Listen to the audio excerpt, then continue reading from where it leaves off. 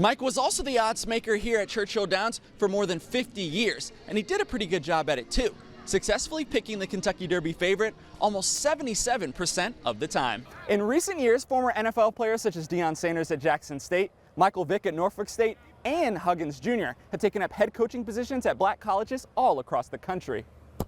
This new wave has brought an influx of talent, resources, and awareness to these disadvantaged schools. So far, Balogun has played in 3 matches and has scored 3 goals. We'll see if he can make it 4 tonight for the U.S. men's national team. But for now, reporting here in downtown Lexington, outside of the Kentucky Theater, I'm Jordan Adams, Fox 56 Sports. You talked about no Jalen Lowe.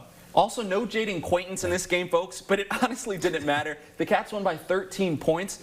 With those guys, it's probably looking closer to 20, I would say. What is the ceiling of this Kentucky team when they get their second best player back and a projected top 5 or lottery pick in next year's NBA draft? Well, it's another week and another win for the Kentucky football team. The Cats take down Tennessee Tech, a previously undefeated Tennessee Tech team, 42-10 here at Kroger Field. Well, coming up, we'll check in on the Kentucky men's basketball program as it makes its way around the Bluegrass State for various camps, plus a local star suited up for the Stars and Stripes this afternoon. So keep it here because sports is coming up next. When you think of Kentucky, 3 things tend to pop into your mind: bourbon, basketball, and horse racing.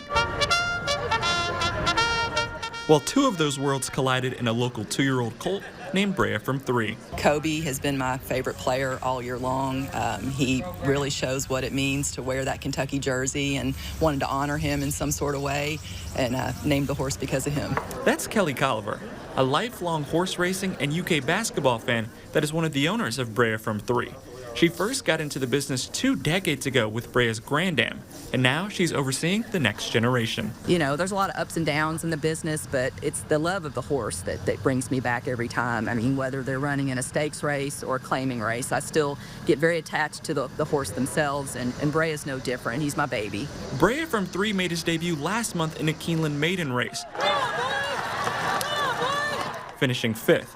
But trainer John Ennis says there's still plenty to like from the thoroughbred sired by Classic Empire. He has a good attitude, he's super athletic, and hopefully we can't look into his heart, but hopefully he has a big one. We'll get him back, assess him, put him back on the training program, and we'll shoot for Churchill in the summer. Kobe Brea isn't the first Kentucky Wildcat to find his name in a horse racing program.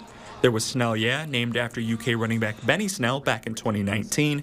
And of course, Sheboy, named after the Naismith Trophy winner Oscar Sheboy in 2022. Sheboy moves up between horses in 5th position. Reporting in Louisville, Jordan Adams, Fox 56 Sports. This is the Home Team Friday Night Student Athlete of the Week. Here in Central Kentucky, the Yeast family name is well known. 3 generations of great athletes bear that name. Craig played wide receiver at UK and was one of the best pass catchers in SEC history, while Nick scored the game-winning touchdown for EKU in the 1982 National Championship. Touchdown. Nicky Yeast with a touchdown. My grandfather was pretty stern and hardcore, super loving, but just still tough. And so the expectation, to be good was definitely way up here. Now there's another Yeast on the rise, T. The senior at George Rogers Clark is a standout on the track, volleyball, and basketball court. She has 9 state championships, over 1,000 kills, and over 1,500 points to her name. And according to T, she's always been different. Honestly, at like a really young age, like especially playing basketball, like going back and looking at videos, it's like I was dribbling the ball, doing moves. Everybody else was out there walking, running with the ball. So it was at a really young age. After starting off primarily as a football-playing family, the dynamic has shifted for the Yeasts. In the past decade, the young ladies in the family have stepped into the spotlight. It was always the men for years, but, Craig had a daughter that just came through that was a phenomenal track athlete at U of L. And between her and Timberland and T, it's been fun to see the young ladies take over that Yeast legacy. While the older members of the family have long hung up their pads and spikes, it doesn't take much to get those competitive juices flowing again at family get-togethers. A lot of card games, very competitive. Some like to cheat, like my dad, but it gets very competitive. Everybody has their own rules. I mean, it doesn't, you know, we play Uno. I mean, we're playing Uno. I mean, it's a fight. T recently committed to play Division I basketball at Robert Morris and is looking forward to continuing to carry her family's legacy at the next level. Reporting in Winchester, Jordan Adams, Fox 56 Sports. Champions, the Lady Cardinals of George. Winning a state championship in anything is special, but having one school win 2 in the same sport in the same season, now that's a once-in-a-lifetime experience. Once they won the tournament, we saw them. They was coming to school telling us now it's our turn. We got to get it done. We knew how it felt. We went to their finals game and saw they won and just wanted to feel that same feeling. George Rogers Clark became the first school in Kentucky since 1928 to win both the boys and girls basketball state championships in the same year. That's nearly 100 years ago, but according to GRC girls head coach Robbie Graham, he doesn't expect it to take a century for history to repeat itself. Making history together, you know, makes it even that much more special.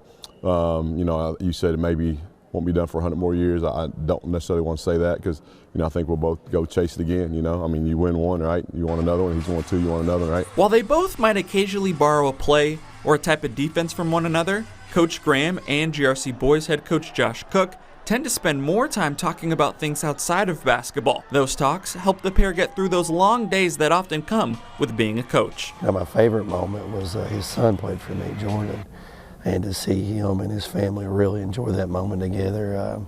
And I couldn't have been more happy for him because I know how much he cares and how hard he works at it, and he's a good man.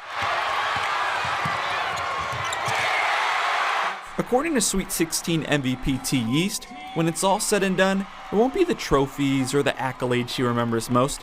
It'll be the bonds she created with her teammates and coaches this season. Probably just the chemistry and the way that we were able to, on and off the court, we were able to bond. This is definitely one of the probably most special teams that I've ever played with, so definitely just that bond that I have with those girls.